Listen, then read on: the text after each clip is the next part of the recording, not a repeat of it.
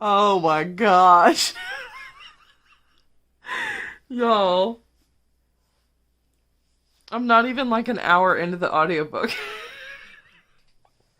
It's already got me crying. Oh. So I'm gonna read y'all the blurb and everything later, but I'm listening to this one going in blind. So it goes back into the past and then it also shows you the present. So her husband has just gotten into a car wreck, but he's not dying, but he has lost 2 years of memories, and they're currently going through a divorce because he cheated on her. And so he doesn't remember any of this, and he's like, I couldn't have possibly left you, so I don't know what's going on. And then he is like, could see how upset she is. And so he's like, no, no, tell me I didn't. And so she's saying yes. And I'm just like bawling. This is like the opening chapter, by the way. This is not spoilers. And I'm definitely going to wind up finishing this one in one sitting because there's no way I'm not going to be able to finish it. I don't know what I want to happen because I don't like cheaters. So I don't think that they should just get away with it. But at the same time, if he's lost 2 years of his memories, it's like, can you really hold him accountable for stuff he doesn't even remember? I feel like that would be very difficult. And like, she was married to him for like 7 years. So that kind of makes it different too when you're with someone for that long. So yeah, I mean, I think you can work through that sort of thing, but also she was saying that even while they were going through the divorce, like he was still sleeping with this other woman. And I'm like, no, you can't go through it. You can't get back together if they're continuing to cheat on you. But anyway, yeah, I'm excited to read the rest of it, and I'll probably be crying some more, but I like crying in books, so I'm still working on my Star Wars puzzle. I'll show you what it looks like. This might take me the whole audiobook to finish, because a lot of the colors are the same, and it's very small variations in colors with like the sky. So it might take me the whole book, but yeah, I'm really liking this one so far. And the audio person is really good at like doing a sexy male voice. So I love it. I love it. Anyway, still day one, and I just finished it. Okay, amazing book. Amazing book. So you're probably wondering, well, what book is it? It's called Forget Me Not. And this also fulfilled my author with the first name that starts with Q challenge for the alphabet challenge. But oh my gosh. So I finished the Star Wars one, and then I started one that has like potion bottles for the the 300-piece puzzles online. They're harder to do online than they are to do physically. I will tell you that much. You can't make as many piles. There's only so much screen room. But, oh, it was so good, y'all. It was so good. I really loved them so much. And I already told you what it was about, and that's pretty much the blurb. It just says, what do you do when the love of your life forgets? Not the good times, not the love, not the passion, but the pain and heartbreak and betrayal. He doesn't remember that he broke my heart, but I do. He doesn't remember the darkest parts of our marriage. He doesn't remember that 6 months ago I said goodbye. What do you do when the love of your life remembers your marriage, but not your divorce? Oh my gosh. Okay, so this was 298 pages. So like it was like a 9-hour audiobook, and I don't think my husband had me do some dishes at one point so that he could cook us dinner. And I also made chocolate pretzels. I didn't realize I'd been listening to it for that long. But I guess I have. But I've mostly just been doing puzzles. But anyway. Oh my gosh. It's amazing. If you like Second Chance Romance, you definitely want to check it out. Oh my gosh. It was just like... Okay, now I'm gonna get into spoilers. Alright, so again, use your timestamps below, and then you can mute me and with the hand up, and then when the hand goes down, unmute me. Alright, so Her husband had cheated on her, but the reason why he had cheated is because she had basically left the building emotionally, which does not excuse it. But when you finally get to the chapters where you're in his head and you get more context, it definitely allows you to not think of him as bad as what you think of him in the beginning of the story. So basically what happened was they had been through 2 miscarriages, and she wouldn't even talk to him, wouldn't even look him in the eye. So she was having like this internal struggle, feeling like a failure of a wife because she couldn't have a baby. And also wondering, like, you know, even though I'm being told by doctors that this can happen, not wanting to know for sure whether she couldn't have kids or not, because she felt like it could be the end of them, and like his mother already hated her, so it just gave her one more reason to not like her. So he goes out and he gets drunk, and he's so plastered he literally wakes up the next day in bed with this woman that he had no recollection of meeting. So he was like that blackout drunk.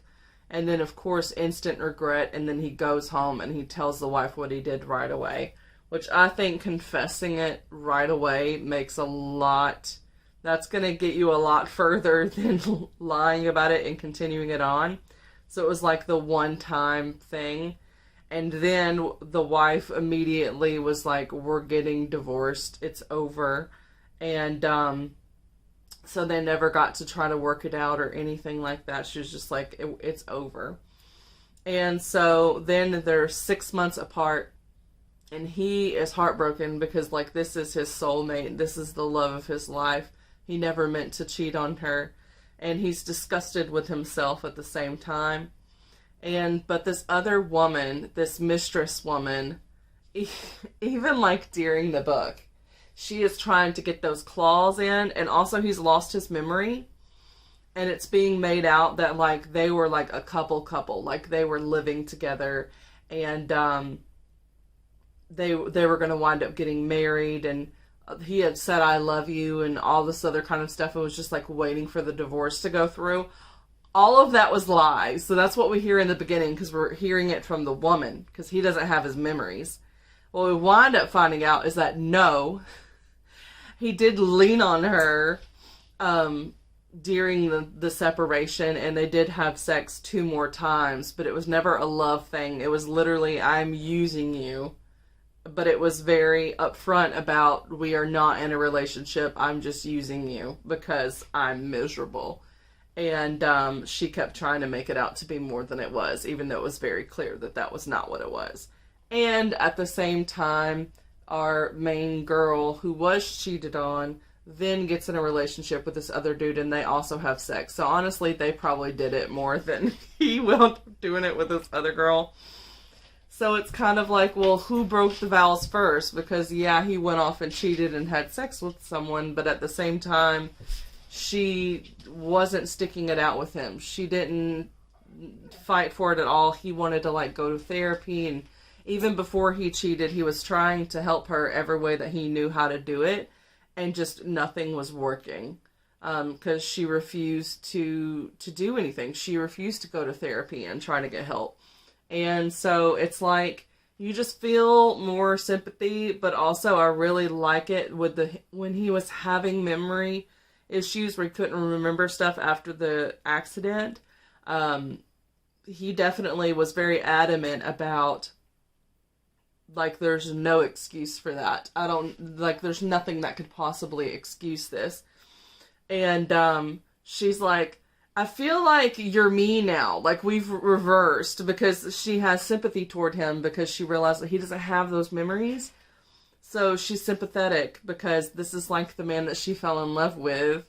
And he has the memories from 2 years prior, which was when they were still together and they didn't have any issues. They hadn't started trying to have babies and stuff yet.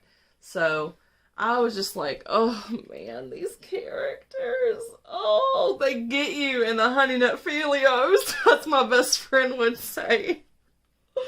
I didn't think I could like a book that had a cheater in it and like the romance was between them, but I did. I wanted them together. At first, no, I was like, stick to your guns. you've got this other side character, whatever.